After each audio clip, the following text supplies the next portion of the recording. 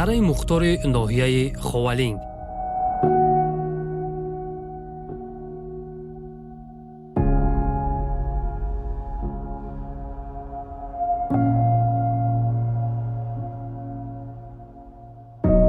маркази варзишии сайёҳӣ.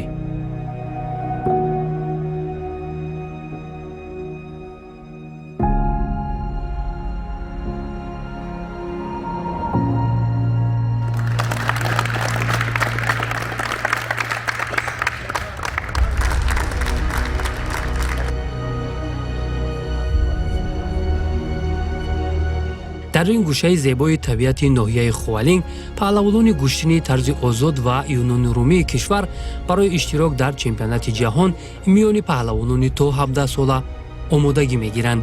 ин мусобиқоти пурнуфуз аз охири моҳи июл то аввали моҳи август дар кишвари Озарбойҷон баргузор мегардад.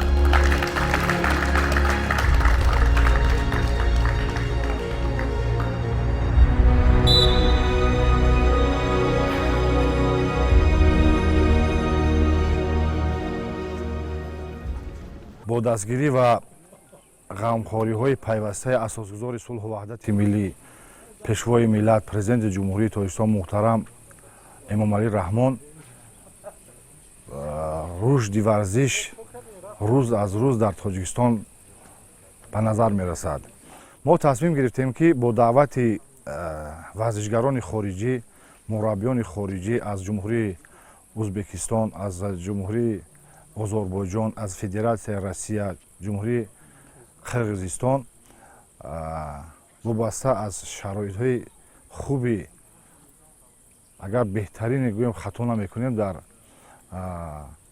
ноҳияи Ховалинг ки як базаи бисёр комил, замонавӣ ва ба тамоми шароит ҷавобгӯ истифода намуда машқҳои дастаҷамъонаро мо ташкил намудем. бояд қайд намуд ки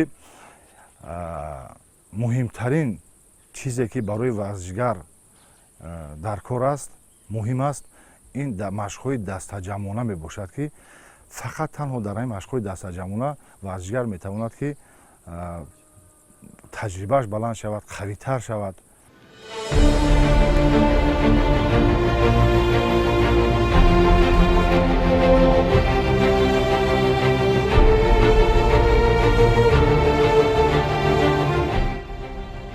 дар машқҳои дастаҷамъии мазкур дар маҷмӯъ 40 варзишгар аз дохилу хориҷ ҷалб гардиданд.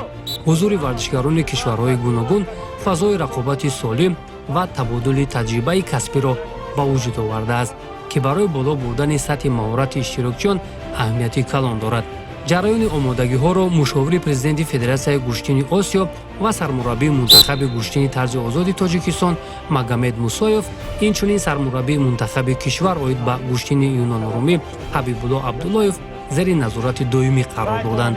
онҳо ҳамарӯза сифати машқҳо, омодагии ҷисмонӣ ва техникии варзишгаронро таҳлил намуда барои ҳар як паҳлавон вобаста ба имконият барномаҳои инфиродии омодагӣ пешниҳод мекунанд.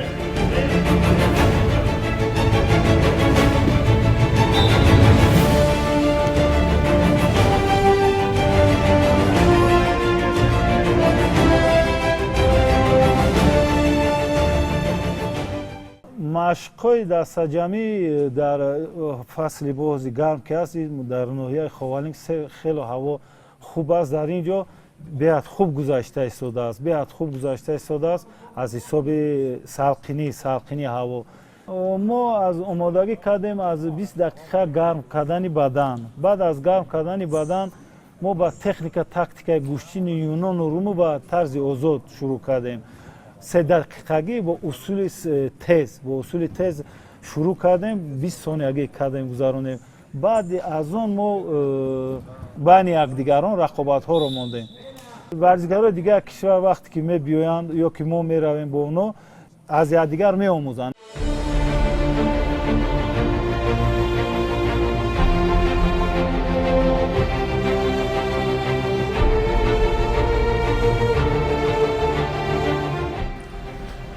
мутобиқ ба нақшаи тарезӣ намудаи Федератсияи гӯштини Тоҷикистон, машқҳои дастаҷамӣ аз 7 июл оғоз гардида то 24 июл идома хоҳад кард. дар ин муддат варзишгарон ҳар рӯз 3 маротиба тамрин мекунанд. машғулиятҳо аз рӯи нақшаи илмӣ ва методикаи таҳия намудаи ҳайати мураббиён баргузор шуда, тамоми ҷанбаҳои муҳими омодагӣ аз такмили тактикаву техника то баланд бардоштани нерӯи ҷисмонӣ ва устувории равонӣ фаро гирифта мешавад.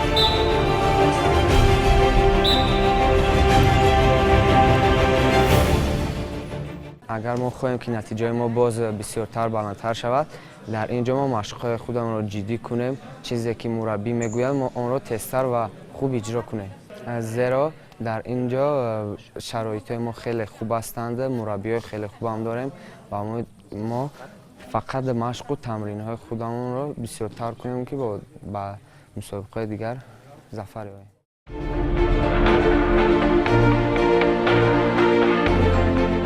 маркази варзишии сайёҳӣ дар дараи мухтори ноҳияи Ховалинг моҳи сентябри соли 2025 аз ҷониби пешвои миллат муҳтарам Эмомалӣ Раҳмон ба таври фосилавӣ мавриди баҳрабардорӣ қарор гирифта буд. ин макон бо табиати нотакрор, ҳавои софу салқин, мазараҳои дилфиреб ва шароити мусоиди тамрин, муҳити орому кӯҳӣ ба варзишгарон имкон медиҳад ки ҳам аз ҷиҳати ҷисмонӣ ва ҳам аз ҷиҳати равонӣ ба мусобиқаҳои муҳими байналмилалӣ омодагии комил бинанд.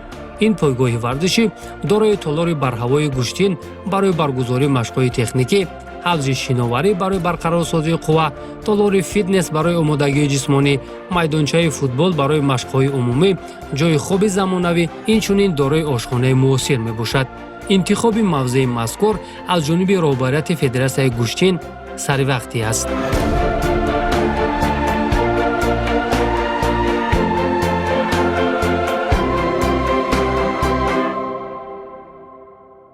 тибқи нақша дар чемпионати ҷаҳон аз намуди гӯштини тарзи озод 7 нафар, аз гӯштини юнону румӣ 6 нафар дархост аллакай фиристода шудааст. айни замон омодагиҳо хуб рафта истодаанд.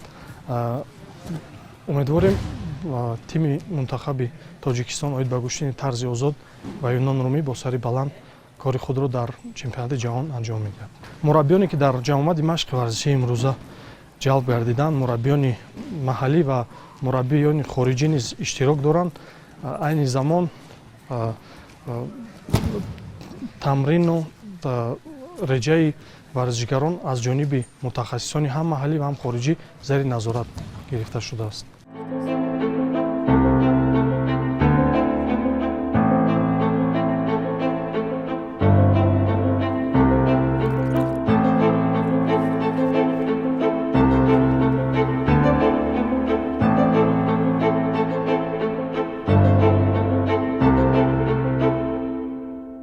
ташкили мунтазами машқҳои дастаҷамӣ дар беҳтарин минтақаҳои кишвар, таъмини паҳлавонон бо шароити арзандаи тамрин, ҷалби мураббиёни соҳибтаҷриба ва муҳайё намудани имкониятҳои зарурӣ барои иштироки варзишгарон дар мусобиқаҳои байналмилалӣ аз тадбирҳои муҳими роҳбарияти Федератсияи гӯштин ба ҳисоб меравад. чемпионати ҷаҳон яке аз муҳимтарин мусобиқоти сол маҳсуб меёбад ва маҳз дар ҳамин ҷамъомад ҳайати ниҳоии мунтахаби кишвар таҷрибаи зарурӣ андохта омодагии худро такмил медиҳанд.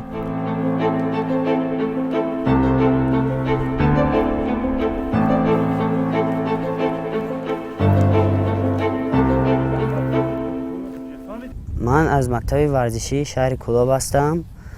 мо хеле хурсанд ҳастем ки моро ба ҳамин хел машқҳои сардастаҷамӣ даъват карда кӯшиш мекунем ки омода шавем. бисёртар дар хориҷ аз кишвар дар мусобиқаҳои сатҳи баланди байналмилалӣ баромад мекунем. ин хел машқҳо барои мо зарур аст. бо ҳаво инҷо хеле салқин аст. мо метавонем дар инҷо худро омода кунем. машқи тамринҳои мо хеле дар инҷо хубтар аст.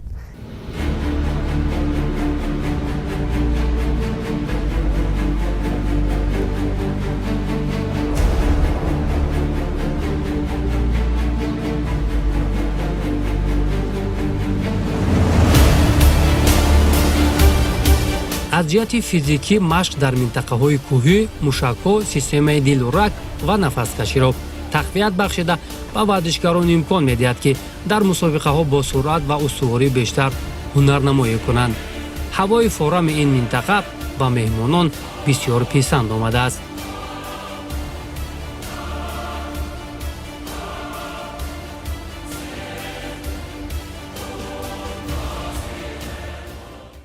На данный момент таджикская борьба вышла на хороший уровень. Есть хорошие ребята, которых я знаю, чемпионы Азии, там призеры Азии, есть призеры мира, у вас хорошие ребята.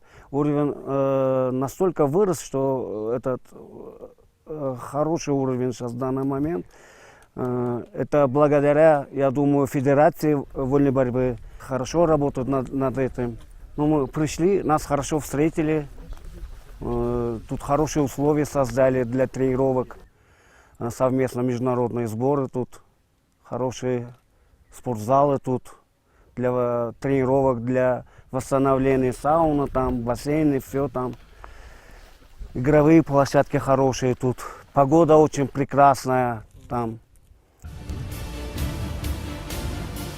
бахши муҳими ин ҷамъомад рақобати доимии варзишгарон бо намояндагони давлатҳои дигар мебошад. маҳз чунин рақобатҳои тамринӣ ба паҳлавонон имкон медиҳад ки пеш аз оғози чемпионати ҷаҳон тарзи муборизаи ҳарифони хориҷиро омӯзанд, таҷрибаи бештар андозанд ва камбудиҳои худро бартараф созанд.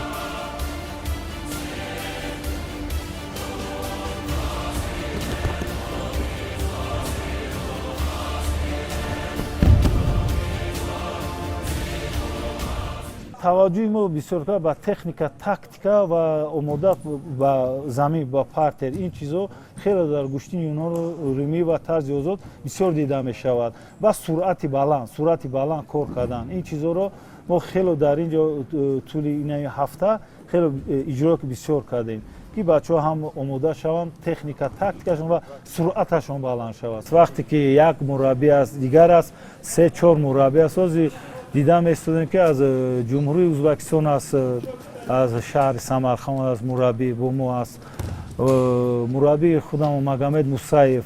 мо бо вай ҳамкорӣ карда нақшаи худамонро мекашем ва иҷроишро фаъолона иҷро мекунем. ҳамкорӣ хеле хуб мешавад. вақте ки мураббӣ аз дигар ҷо, аз дигар давлат мебиёяд, бо мо як чизи бо илова мекунад, бо як чиз мо илова мекунем, ба шогирдо, ба варзишгор хеле хуб аст.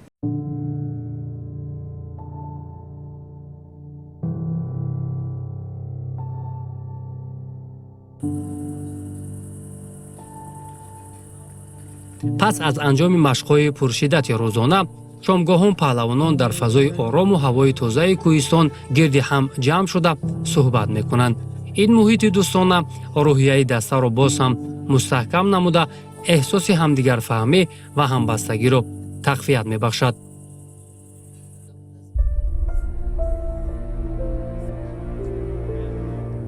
Сборы очень грамотно организованы. Здесь все, что нужно для спортсменов, все есть. Даже во многих местах таких условий нету, как здесь. Честно, очень доволен. 10 из 10 даже сказал бы. Да, природа, честно говоря, очень приятная, честно сказать. Очень похожа на дагестанские природа, похожа как в Дагестане. Особенно горы, особенно когда я ехал, получается, с Душанбе сюда. Честно говоря, очень знакомые места были, как и в Дагестане похожие, здесь места были. Вот так, горы, природа. И мне даже понравилось очень, даже сказать. Даже поездка сама была очень интересная. Я бы еще что-нибудь сказал, просто я тут совсем недавно, можно сказать. Хотелось бы еще побывать в Душанбе, тоже мне говорили, очень красивый город, приятный. Если даст Бог, иншаллах, там побываю, еще погуляю. من طولی 9 سال میشود که در رشته گوشتنی طرز آزاد مشق تمرین میکنم. من در بسیار مسابقه های جمهوری و بیرون از جمهوری اشتراک کردم. آخرین مسابقه من چمپیونات آسیا بود که در دولت ویتنام برگزار گردید که من در آنجا سزاوار جای سوم شدم. مشق‌های دسته‌جمعانه به ما خیلی منفعت‌های خوب می‌رساند، هم از جهت تکنیکی هم از جهت فیزیکی. ما کوشش می‌کنیم که در این مشق‌های دسته‌جمعانه خوب مشق تمرین کرده قواهای خود را بلند کنیم تا در چمپیونات جهان خوب اشتراک کرده پرچم تاجیکستان را بلند برداریم. باد و هوای ناحیه خاولین خیلی خوب است، برای مشق تمرین بهترین مکان است. این برای ما خیلی خوب است که در وقت تمرین tez befarand nashavim va khub nafas kashim. Biza O'zbekistondan yetib keldik bu yerga. ما هر سال در جمع آمدهای گوناگون تعلیمی و تمرینی اشتراک میکنیم، ولی شرایطی که در ناحیه خوالنگ تاجیکستان مهیا شده است واقعا پسند ماست. اینجا طبیعت بسیار زیبا، هوای کوهی و محیط آرام دارد که برای ورزشکار اهمیت کلان دارد. پس از مشق‌های وزنی در چنین محیط زود برقرار می‌شوی و برای تمرین نوبتی نیروی بیشتر پیدا می‌کنی. مهمتر از همه در اینجا پهلوانان قوی چند دولت جمع آمدند. هر یک تمرین به مثل رقابت واقعی می‌گذرد. این به ما کمک می‌کند که پیش از چمپیونات جهان سطح آمادگی خود را باز هم بهتر نماییم.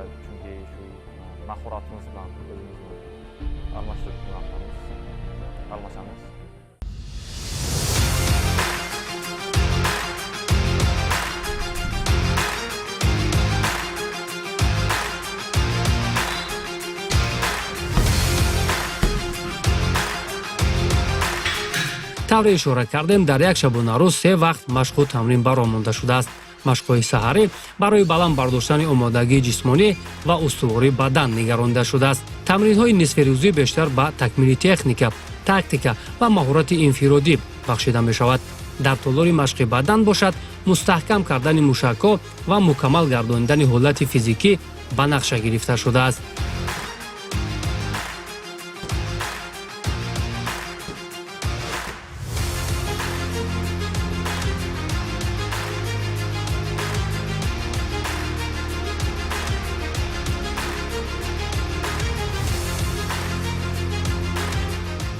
برای ورزشگر تکنیک، تاکتیک و اصلا مهمش این قوا میباشد که برای ما خیلی لازم است.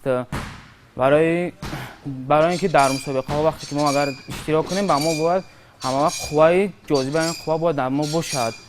برای همین در طول مربی ها با ما مشق‌ها را نشان داده و ما اجرا میکنیم که در رفت گوشتین با ما خیلی کمک مهمی رسونند.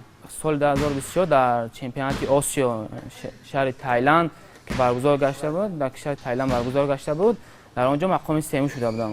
به حال کوشش کرده استادم که برای خوبتر شدن نتیجه ها بسیارتر مشق کنم و باز هم به قله‌های بلند رسیدم.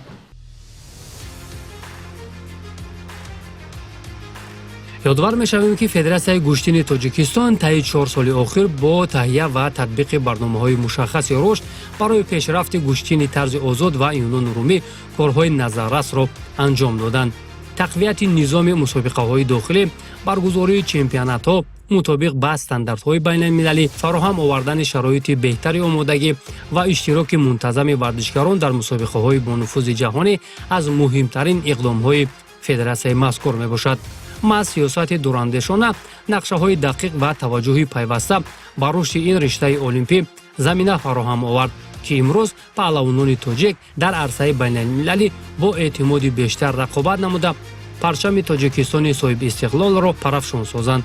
مدال‌های به دست آمده در چمپیونات‌های جهان، آسیا و دیگر مسابقات سطح عالی نتیجه زحمت شبانه روزی ورزشکاران، مربیان و رهبریت فدراسیای گوشتین میباشد. رشد گوشتین طرز آزاد و یونان رومی در کشور به مرحله نوی پیشرفت وارد گردیده است. پیوسته متخصصان و مربیان صاحب تجربه و ورزشکاران کسبی و قهرمانان جهان برای تجربه اندوختن ورزشکاران تاجیک به کشور دعوت گردیده سمینار و دیگر جمع‌آمدهای مشقی و تعلیمی برگزار می‌گردد که این عامل برای تربیت نسل نو پهلوانان صاحب نام و تحکیم موقع تاجیکستان در صحنه جهانی گوشتین زمینه استوار خواهد گذاشت. آخرین دستاورد پهلوانان فدراسیای مذکور از چمپیونات آسیای نورسان بود که آنها با سر بلند و نتیجه های ارزنده به وطن برگشتند.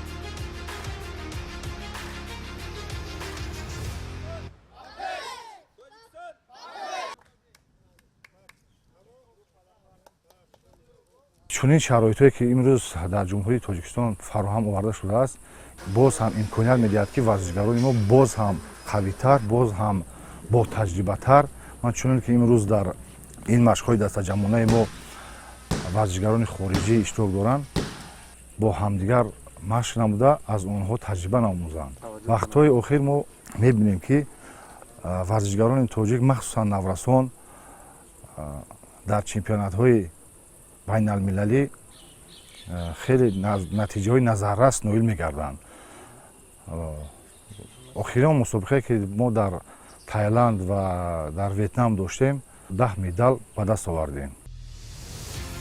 дар майдончаи варзишие ки барои бозии футбол пешбинӣ шудааст, як қисмати омодагиҳо низ дар он баргузор мешавад.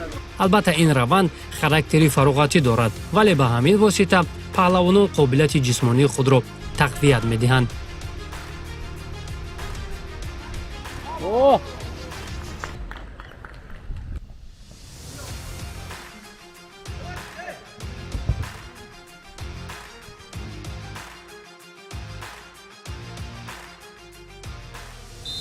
ҳангоми машқҳо дар ҳавзи шиноварӣ варзишгарон на танҳо малакаи ҷисмонии худро такмил медиҳанд, балки яке аз муҳимтарин марҳилаи омодагӣ барқароршавии организм низ таъмин мегардад. тавре мураббиён мегӯянд, машқ дар об ба сабук шудани фишор ба мушаку буғумҳо мусоидат намуда, хастагии баъди тамринро коҳиш медиҳад, гардиши хунро беҳтар месозад ва варзишгаронро барои машқҳои навбатӣ омода мекунад.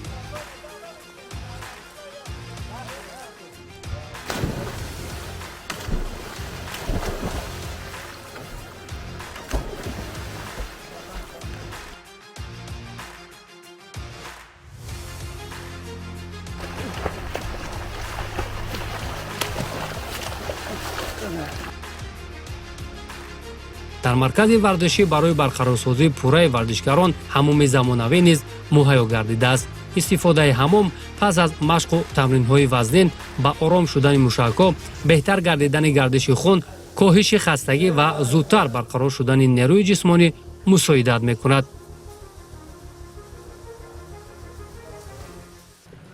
яке аз сабабҳои мутахассиси хориҷӣ даъват шудан ба ҷамоати машқи варзишӣ ин назорати ҷиддӣ, реҷаи варзишгарон, сари вақт гузарондани машқи пагоҳи рӯзӣ, машқи аввал дар рӯз ва сари вақт ғазо ва хоби варзишгар бояд таҳти назорати ҷиддии мутахассиси хориҷӣ ва маҳаллӣ қарор гирифта шавад. барои ҳаминам мутахассиси хориҷӣ ҷалб карда шудааст аз ҷониби роҳбарияти федератсия. боиси ифтихор аст ки айни замон федератсияи гӯштини тоҷикистон чунин машқҳои дастаҷамъиро ба нақша гирифта истодааст. қариб ки дар тамоми мусобиқаҳои расмии тақвимии федератсияи ҷаҳонии гӯштин тамоми варзишгарон фаъолона иштирок намуда истодаанд ва чӣ хеле шоҳид ҳастем дар бисёри мусобиқотҳои расмӣ иштирок намуда натиҷаҳои хуб нишон дода истодаанд. тамоми кӯшиши роҳбарияти федератсия, мураббиён ва худи варзишгарон ин ба даст овардани рохат ба бозиҳои олимпӣ аст. ҷалби паҳлавонони хориҷ, истифодаи таҷрибаи мураббиёни варзида ва муҳайё гардидани шароити ҷавобгӯ ба талаботи байналмилалӣ заминаи устуворро барои ба даст овардани натиҷаҳои арзанда дар мусобиқаҳои сатҳи ҷаҳонӣ фароҳам меорад.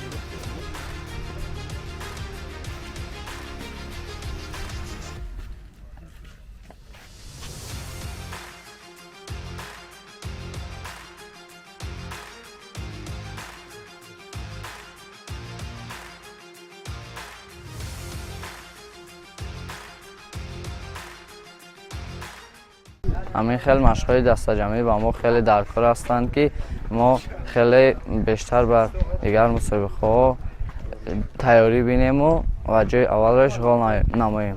ман дар риштаи гӯштинги Юнон Румӣ дар соли 2025 ҷоизадори чемпионати Осиё ва ҷоизадори восиёи идеме ҷои сеюмро ишғол намудам. акнун мо кӯшиш мекунем, ки аз ин хел шароитҳо истифода барем, мо дар мусобиқаҳо баромад кунем, ҷои аввалро ишғол кунем. мо аз пазироии гарму самимии ҳамкасбони тоҷик хеле хушҳол шудем. дар ин ҷо тамоми шароити зарурӣ барои варзишгарон муҳайё аст. толори тамрин, ҷои зист, ғизои мувофиқ و دیگر امکانیت‌ها. همه این برای آن مساعدت می‌کند که ورزشکار تنها به تمرین و آمادگی دقت دهد. ما تمام قوامون را برای آمادگی به چمپیونات جهان روانه کرده ایم و اطمینان داریم که این جمع آمد به ما برای رسیدن به نتیجه‌های بلند کمک می‌رساند. با فدراسیون گشتین تاجیکستان برای تشکیل چنین جمع آمدی سطحی بلند و مهمون‌نوازی صمیمی می‌نداری بیان می‌کنیم. غیر از مشق‌های پرشدت به مسئله استراحت و غذای ورزشکاران نیز توجه مخصوص ظاهر می‌شود. چون این شرایط سطح بلند همراه با هوای صاف و مصفای کوهستان خوالینگ و طبیعت دلفریب با ورزشکاران امکان می‌دهد که با روحیه بالیده و آمادگی کامل و مسابقه‌های بین‌المللی از جمله چمپیونات جهان آمادگی بینند.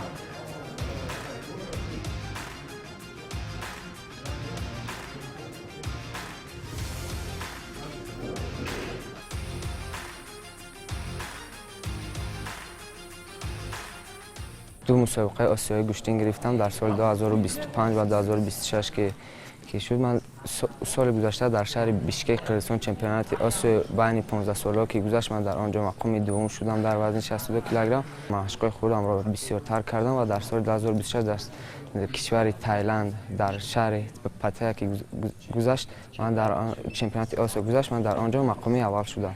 من در آنجا با 4 رقیب خودم ظفر یافتم. در این طبیعت خیلی هوای خیلی خوب است که ما در این طبیعت مشق و تمرین میکنیم. ما بسیارتر مشق‌هایمان را در طبیعت در بیرون ما مشق و تمرین میکنیم که با ما مشق‌های خیلی آسان و سبک میگذرد. دستگیری بهت خوب با ما کرده ایستادن، شرایط رو مهیا کرده ایستادن. فقط از ورزشکاران وابسته است که مهنت رو زیاد کنن و مهنت رو زیاد کنن، اجرا کنن و مسابقه رفته پرچم دولت، پرچم جمهوری تاجیکستان بلند بردارن.